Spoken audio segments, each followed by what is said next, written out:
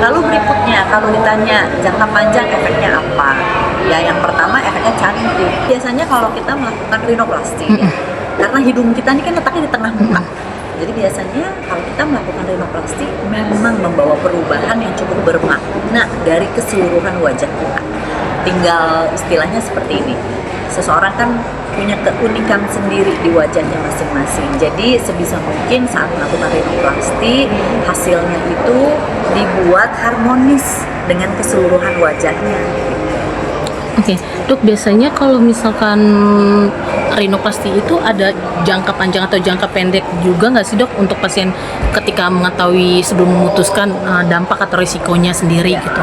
Jadi tindakan apapun itu ada resikonya. Jadi pada saat untuk rinoplasti pun itu juga ada resiko. Resiko secara umum artinya seperti ini ya. Saya kita bicara kalau bukan downtime ya, downtime kalau misalnya kayak bengkak, biru dan sebagainya itu adalah termasuk bagian dari masa penyembuhan yang memang harus dilalui. Nah, tapi resiko-resiko misalnya resiko umum seperti resiko infeksi juga ada. Maka itu sebaiknya saran atau apa yang dokter katakan sesudah operasi apa saja yang perlu dilakukan atau jangan dilakukan itu diikuti, biasanya akan meminimalisasi risiko itu terjadi. Lalu berikutnya kalau ditanya jangka panjang efeknya apa? Ya yang pertama efeknya cantik atau ganteng, ya kan? Ketika hidungnya bagus, harmonis dengan mukanya, wah itu istilahnya mengenhance ya, menambah cantik atau nambah ganteng. Nah, tapi kita juga perlu tahu, misalkan resiko yang bisa terjadi adalah mungkin kalau terlalu tinggi atau apa atau miring itu kan juga suka terjadi. Nah hal-hal inilah ketika melakukan konsultasi dengan dokter mungkin perlu bertanya lebih detail ini dan itu supaya kita minimalisasi lah resiko-resiko ini supaya tidak terjadi. Rinoplasti sendiri bersifat permanen atau seperti apa, Dok? Ya, rinoplasti itu harusnya bersifat permanen. Apalagi kalau kita lakukan misalkan dengan implan ya. Tetapi sekarang itu kan memang banyak kita lakukan penambahan di hidungnya ini dengan sumber bahannya adalah dari badan kita sendiri ya. Contohnya misalkan tulang rawan telinga ataupun tulang rusuk. Nah, ketika bahan-bahan itu berasal dari tubuh kita sendiri, itu bisa saja diserap oleh badan beberapa tahun ke depan sehingga ada perubahan sedikit pada hidungnya. Misalkan mungkin lebih turun. Nah, karena apa? Karena itu memang bahan biologis. Bahan biologis memang memiliki sifat diserap oleh tubuh kita.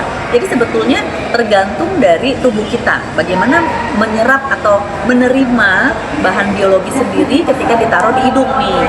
Ada yang diserap, tapi ada juga enggak. Jadi tergantung dari tubuh seseorang. Tapi proses penyembuhan sendiri dari rinoplasti itu berapa lama sih dari pas operasi hingga tindakan ya. Nah, untuk penyembuhan itu biasanya memakan waktu 3-6 bulan. Mungkin kalau saya lihat untuk hasil rinoplasti paling tidak itu kita bisa lihat hasilnya mungkin 6 bulan ya, karena dalam 3 bulan tuh biasa masih suka proses terjadi, mungkin masih bisa ada sedikit bengkak di atas karena kan ini area hidung kan area kecil ya segini gitu. Nah jadi mungkin dalam 3 bulan kita belum bisa melihat hasil yang pas. Biasanya 6 bulan ke atas lah kita bisa melihat hasil yang sebetulnya. Dok, gimana sih cara bedain hasil operasi hidung yang baik dengan overdone menurut estetika? Sebetulnya sih kalau gimana cara ngebedainnya, kalau yang begini, kalau yang overdo tapi tidak terjadi komplikasi, ya biasanya mungkin kita kembalikan kepada yang punya muka ya. Kalau yang punya muka senang, misalnya hidungnya aku ketinggian ya, kalau mungkin menurut kebanyakan orang mukanya ketinggian. Tapi kalau yang punya muka senangnya tinggi ya nggak apa-apa, itu kan mungkin memang maunya dia seperti itu. Jadi kalau untuk overdo atau tidak, itu saya sih kembalikan lagi kepada yang punya muka. Tetapi kalau dari segi medis, nah kita bisa lihat, misalkan kalau overdo ya ketinggian, kadang-kadang ujungnya ini juga merah terus. Kita bisa lihat juga mungkin meruncing lalu merah karena kulitnya terlalu stretch ya kan. Nah mungkin merah terus bergulir itu merah terus, bahkan mungkin mungkin akhirnya terjadi infeksi, itu bisa karena overdo juga.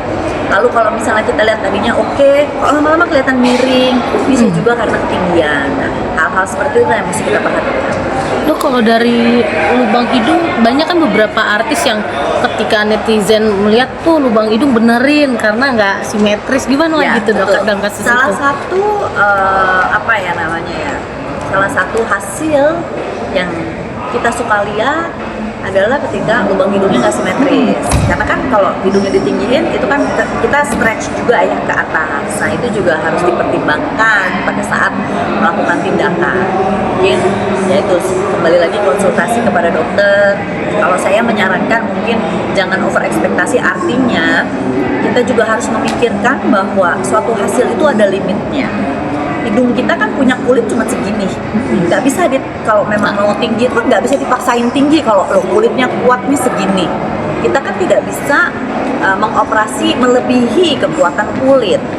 Tapi kan banyak juga orang yang ngomong itu yang artis-artis Korea atau artis-artis di negara lain itu dulunya pesek sekarang bisa tinggi. Iya, tapi perhatikan berapa kali dia melakukan operasi. Jadi limit diri kita itu harus dihormati, respect the limit, nggak boleh dilewatin, karena itulah yang akan resiko-resiko komplikasi itu terjadi ketika hal itu dilewati. Ya, jadi mungkin bagus sekali untuk berdiskusi dengan dokternya, ini limitnya sampai seberapa, ya kan? Kalau mau lebih tinggi lagi, tunggu, lakukan sekarang sesuai dengan limit kulit kita nih, hidung kita nih, setinggi ini yang bisa. Ya kan? Lalu tunggulah mungkin beberapa tahun ke depan. Kenapa? Kulitnya kan stretching, kulit kita dilatih ya. Yang tadinya segini, terus sekarang lebih tinggi, kan artinya kulitnya latihan lebih bisa nih. Mungkin setelah 2-3 tahun, mungkin lebih bisa tinggi sedikit. Bisa diulang, ya kan? Jadi kalau melihat ada orang yang dulunya mungkin kok hidungnya pesek gitu ya, sekarang aku tinggi banget.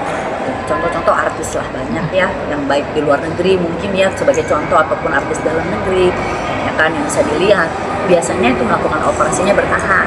Jadi nggak ada tuh yang satu kali gitu langsung jadi. Nah itu yang perlu didiskusikan mungkin dengan dokter, supaya pemahaman bahwa kita memang menuju mau lebih bagus mukanya, tetapi proses itu tetap harus dijalani.